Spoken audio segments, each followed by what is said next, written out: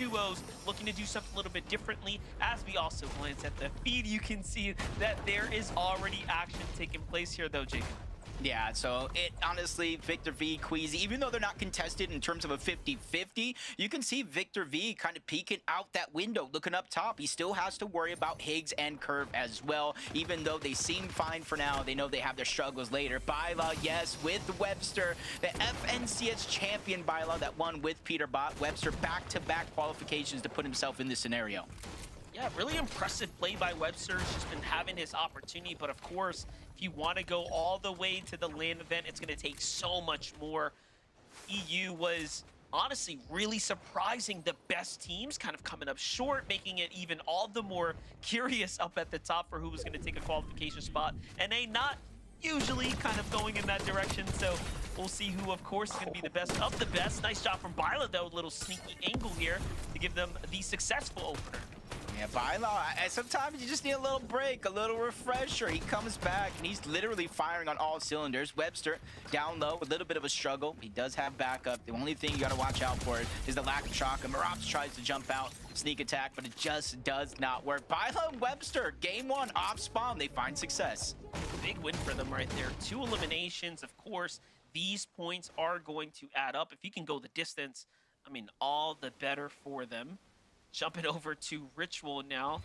Here's a player who, of course, has been very much contested all season long. He's kind of been in and out of different scenarios. This time, though, he's coming on over to the Latte landing. Something about this drop, Jacob, keeps attracting more and more teams. Yeah, we saw Venom and Agers in Major 2, triple contested to uncontested as the tournament went on. And honestly, looking at it, you know, if you kind of look at the Vital Scrims drop map, it was supposed to be uncontested. But I knew today there's so many tricks up under players' sleeves, because if you don't make it here to the Global Championship, in essence, your FNCS is over. So Ritual, game one on the line, hits the shot that matters to get the knock. Just insane. How can you count him out? Never sleep on the young Ritual here. Give it a second, though. Now he's got to win one more fight. He didn't actually get his full finish. I'm not sure how I feel about that. He could have totally used the mats. And this puts him in a little bit more of a desperate situation, but he's already evened the playing field a bit. Oh, and the res is going to go off. Okay, things are definitely not going the way he expected them to. Oh, perfect angle though, window there, so there's no wall to block him off. Cancels out the res. So even though he didn't land a ton of damage to really take down the shield, he's just buying himself time here to try to continue to make a move. 5 shots left. Is that a third party coming in? Because that was a big shot on the Ritual. Yeah, a couple tags coming from what looked to be the coastal area. It's a really rough spot now for him, and here the cops going out there trying to get the pickup there. He actually did it just in time. A little prolonged, but I just feel uneasy about this situation. It is a 1v1, but Osid on the outskirts, the bank shot coming in. Ritual dropped down to a sliver of HP, but surviving for a few seconds longer before he's eventually taken down. But even though he wins this fight, his teammate goes down. Osid's by himself. I don't see his teammate anywhere. You got to think he's probably on the outskirts, just west of Latte. Yeah, seeing all the shots go down, he's trying to take full advantage of the situation right now. In the end, it plays out well for Osid and Vert here, who end up securing Elin the points. Now the drop themselves. A little bit of bully ball here for the location.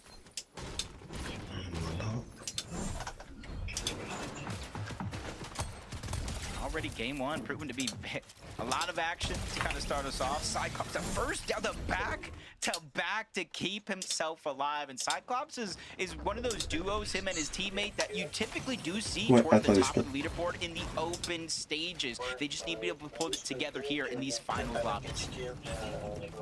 See a little bit from Benno and Agers. Love to watch their play. Benno, interestingly enough, coming out of the Major 2, did talk about his experience in general. Just saying that, hey, look, I went in with no game plan other than survive the drop. But now that he is not exactly contested, I'd assume they're going to be much more prepared to, of course, make some money this weekend and maybe even deter some teams from pushing through. Who knows what's up his sleeve? Just one of those interesting decisions, because it's not only about the last chance here.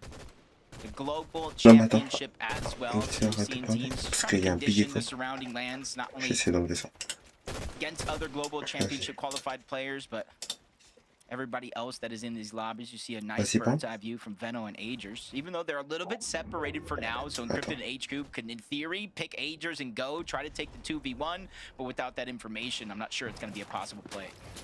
Just surprised Veno didn't come this way. You saw in the feed there, Batman, Bugha taking down Carillion already as the fight kicked off. Curve was the one who got the initial knock there. Now it's just time to wrap things up.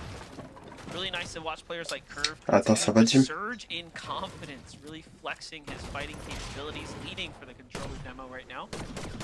Oh, yep, there it is. I said it. I was surprised he wasn't here already. Well, he had other business to attend to. Now Veno shows up. Yeah, he's kind of doing all this by himself. Look at the mini-map. He just kind of ventured outward. He's Franchement, probably j'aime bien hearing the ces same demi things you are. A possible chance for surge. 20, 30 is better than nothing, and he returns right back on up. Can't stray too far away from the zero. Put yourself in a solo situation, but you see him kind of shockwaving on over. They landed a little bit of damage. Non, non, je parlais pas à toi. Green light to Je go. parlais à Jim. Almost caught HQ there, reading them very well. It was a shock to give, of course, the stamina. Je comprends pas comment on t'entend. Cryptid HQ opting to play a little bit of low ground right now, just trying to T'es sûr? wait this one out. Veno and T'es H sûr? have Parce que moi, j'ai l'impression such a qu'on good t'entend. when it comes to materials, heals, and everything else. The zone's right on top of them, so Veno and Vérifie si on t'entend. already having the damage lead, it seems. Just makes sense for them not to stick around too much longer here. Maybe give up the advantage that they have right now. Surprised. I'm actually surprised. Comment ça, tu vas à la salle à cette heure-là? This is, of course, the battle Putain, ouf. key upgrade to the weaponry. T'es Going bon. to see why HQ Encrypted were kind of stay down here Et for j'ai as mis la long as fiche they à cette have. heure-là. Kind of swap positions with Veno, Agers and him kind of finally reuniting on the down end. So they're not only going to get some heals, but like you said, a huge upgrade with Mythic in hand. To jump back on board Higgs and Curve, even with that first elimination, Jarku's doing a good job of stalling out and buying so much time. But you look at all the resources Higgs, Curve have in them. This is going to mean a lot more time. I was going to say Jarku almost needed a miracle to stay alive, but now that Batman, Bugha, and Curve got those eliminations, they essentially cleared out the whole top side of Lifty Lodge. Say, depending on how much is in that chug, I'm not sure how much he actually needed to use heals there. That might be a massive come up. Let's see how it plays out. Meanwhile, word is Rapid is solo dolo. We'll see how that plays out right now.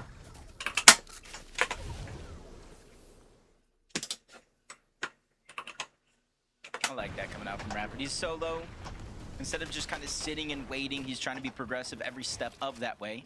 Not too many players nearby, so you got to imagine Clicks is going to make a return. Chris Allo just trying to push Barney out of their POI, and you see in the distance, he is a solo. That's because Chris did get that first elimination, and it's all about the small victories, kind of building up and kind of leading to that momentum charge. 6 games, you got to be able to remain consistent throughout it. Ah ouais, c'est pro. And that way you don't have to play catch up on game 6. Mais après, je sais pas si tu le connais. Normalement, attends. You know, Il y a des we've Veno, kind of des gotten Putain like Pop, mixed des mecs comme ça. gameplay. I feel like mixed signals from Normalement, je Peterbot connais. and Boya from their mid and early game plans here on the region major 2. De quoi? I feel like they had a little bit of a tough time figuring out and finding their identity. I'm curious if this is going to be a part of the strategy going into globals as well. They're going to be more high ground, kind of Surge Tower playstyle like this, or we're going to see that dynamic kind of Attends, floating question, Jim. around Peterbot and Boyo. T'entends Killer ou pas? Sur le truc, sur le... Definitely interesting decisions to see which basically version of Peterbot and Poyo we would get today's tournament. Good chance for practice. The global is not too far Attends, faut away. que je regarde. But with competition being different, all depends on how serious you actually take it. Scare and Tyler moving in from the southeastern part of the map. They get there just on the edge, but you can kind of see the zone pulling further and further away towards the western side. So they know their rotation is not done just yet. And when you kind of get stuck in a cycle like Scare and Tyler, where it's max pull after max pull, in the back of your mind, it's always going to be Storm Surge. Surge is really tough to Ok, tu m'entends pas? deal with. Pourtant, il me dit, il s'entend. Love the usage of these early shockwaves, mind you. This is really Okay, telling that they're willing to kind of put it all on the table, use it, as opposed to potentially losing it, trying to greed Attends, et moi, tu for m'entends a bien? foot rotate. And you can see so far, it's actually cost them Ok, a lot. ok. They've Ouais, donc ça va. kind of expended a bunch just to get this far into early game.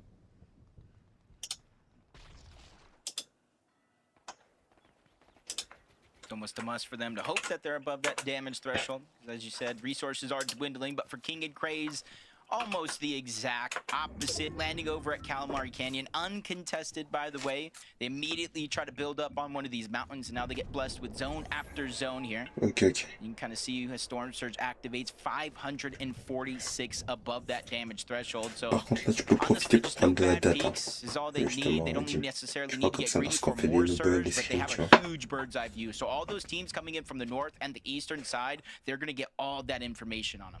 Yeah, this is crazy to be a team that kind of lands in this western area and then have the zone pull directly this way. I mean, it's going to force some serious congestion on the east side of the map right now. Javi and Aminish, another strong team positioned up there. You see Noxy playing that high ground. These are teams that really need these opportunities right now, but getting into more dominant Ok, Cookery, ça Sphinx passe. and Curly. Sphinx has had his runs, you know. We've seen some greatness out of Sphinx, but right now we're gonna have to see him really step it up here. Surge is about to become a problem for the lobby. You can see the relocating of different duos already happening. Love the Attends, donc Thierry, bien. rotate, but a lot of metal being used right now. I wonder if they're sitting on a refresh. Je No, peux le contacter. not exactly. So that was just a desperate enter in. And again, I'm talking about how teams are using these very crucial materials, you know, shockwaves, etc. It's because the surge is coming. And look, they're so close to it, right, Jacob? You might as well use it. They can't afford to really get tagged right now.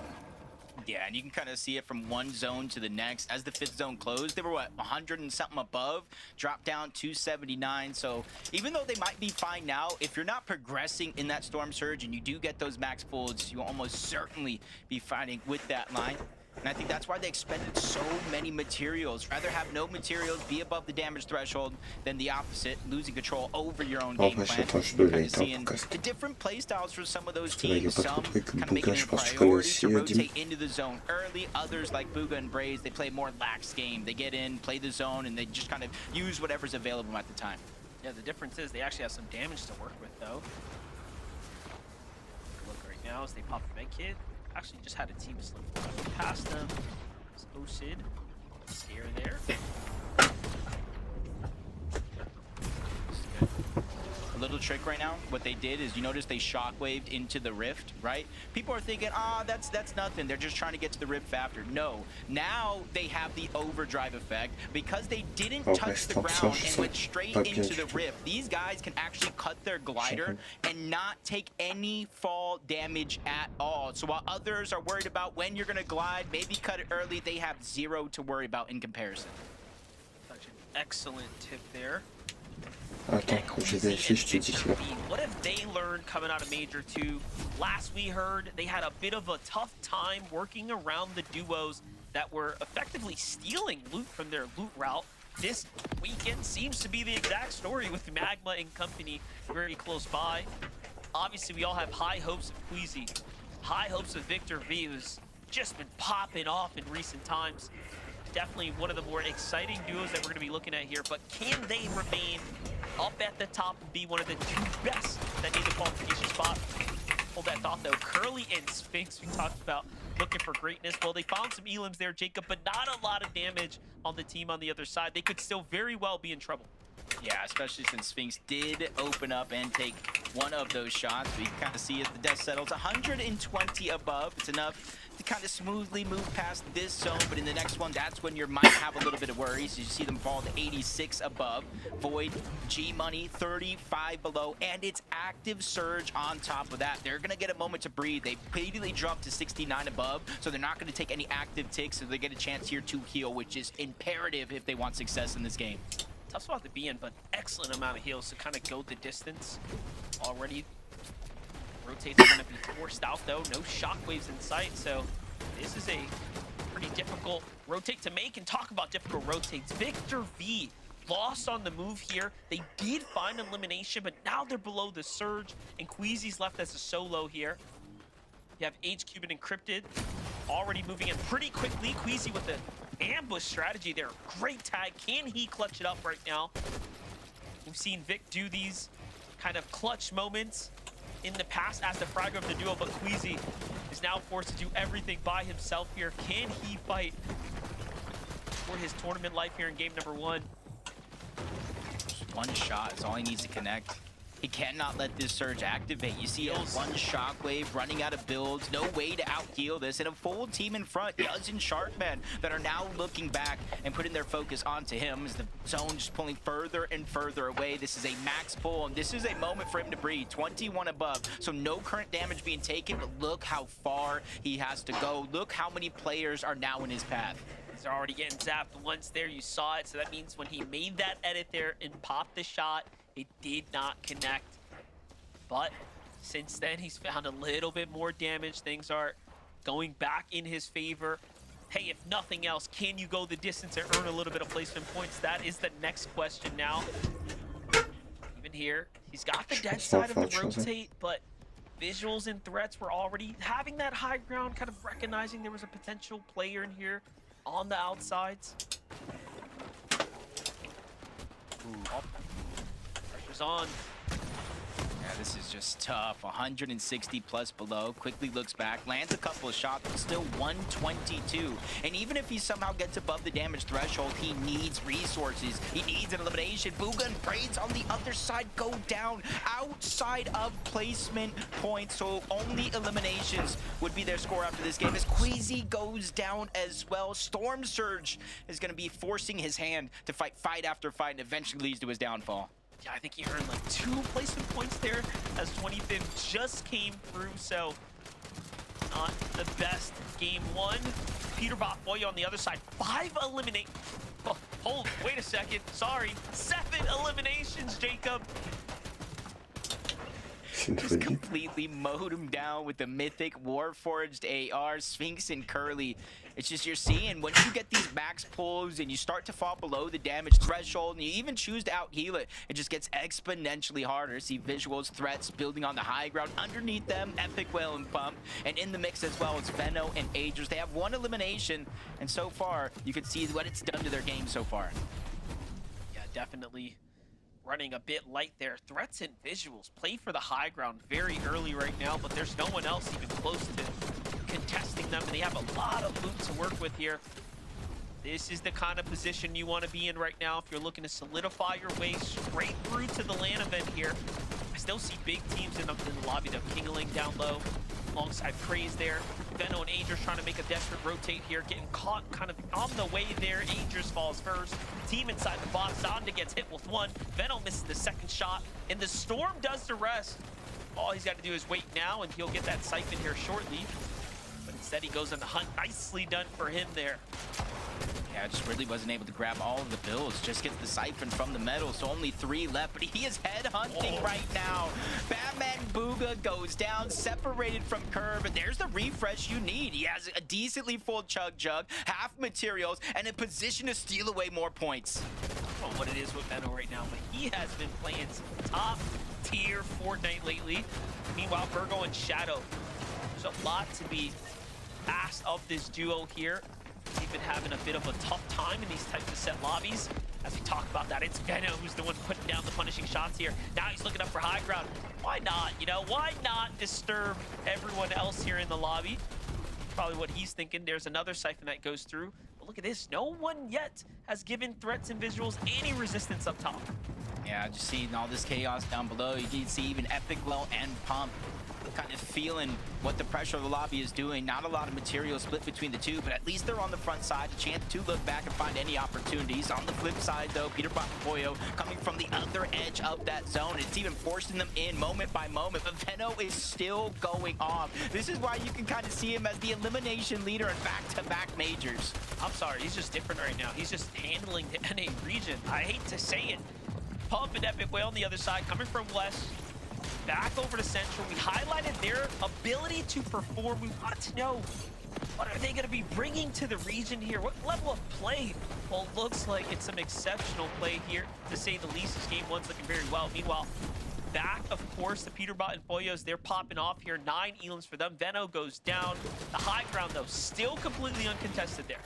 Yeah, you got to imagine the lack of materials up above, but Pump gets taken down as well. Chris and Aloe trying to control the tempo down below. And even with Pump going down, you can see Epic Well still alive. He's trying to get as many of those resources as possible before Pump actually goes out and back to the lobby. King and Craze, similar position. One stuck as a solo, just trying to get the most out of this situation because he knows with the zone pushing in, he has to shockwave in. This is when you know you've been on high ground for a hot minute. Threats has got barely any bullets left. He started it with about 300. Meanwhile, Peterbot and Pollo, they are really practicing for the land right now. I think they're deciding intentionally that they're going to play this mid-ground and really run up the numbers here, see what they are capable of, and stay in the action. And I love what we're witnessing. Peterbot's going to finally fall there to the hands of Epic Whale, but Pollo is still up Après and les mecs qui sont running. bons. Everyone's playing phenomenally from the World Cup, just for all the years he's put into this game, still finding success. But Pollo, he is the current reigning clutch champion in my book. Done it on land and is figuring out a way to try to do it here again. Most of the lobby right now is stuck as solos. Epic Well as well with only 4 builds left. In front of him, a whole duo right behind. King is going to get that elimination and make it that much easier to get into the top 4. Yeah, King's definitely one of those ones that you don't want to fight in the box here. This is where he, of course, performs best, but Pollo does as well. Pollo finds one. King's with a powerful shot in exchange there, but their focus needs to be on threats here if one of these surprise solos want to win the game here. All of a sudden now King takes the fight up top. I think he also recognizes that they got to do it. Pollo's smart. He goes up, 1 mat left. The build gets broken. He's going to be able to clutch this and hit the shot here, but no! It's Visuals in the end, and Threats who will find the final tag there. Usually we're talking about as early as they took high ground, lack of materials, other teams shockwaving up, but none of that happened, and it played perfectly into the hands of Visuals and Threats. 6 games for today. One of them's already in the book, Zeke. Kelly, this felt like the most nonchalant game of Fortnite I feel like I've seen in a long time. I'm so much more used to like the crazy, chaotic solo clutch. Everyone's jumping in each other's boxes, replacing walls, finding eliminations. And Visuals and Threats, they're just like, 8th zone, guys, we have height, and yeah, we'll just go ahead and walk away with the win, I guess. And that's not to say that there wasn't the typical chaos that we're used to on low and middle ground, but usually some of that transfers to height. Someone tries to steal it, and then there's some kind of trading. Other people see that, oh, height's available, maybe I'm gonna, and then that kind of snowballs into the chaos that we can see for high ground. But yeah, no one looking up. Visuals and Threats just easily controlling that all the way from first moving, Vivid. Yeah, kind of surprising. I mean, we did see a couple of high ground teams. We saw Epic Whale and Pump kind of poised up to potentially fight for it, but they went ahead. They weren't interested. Peterbot and Pollo, obviously, a team that goes up for high ground a bunch of times as well.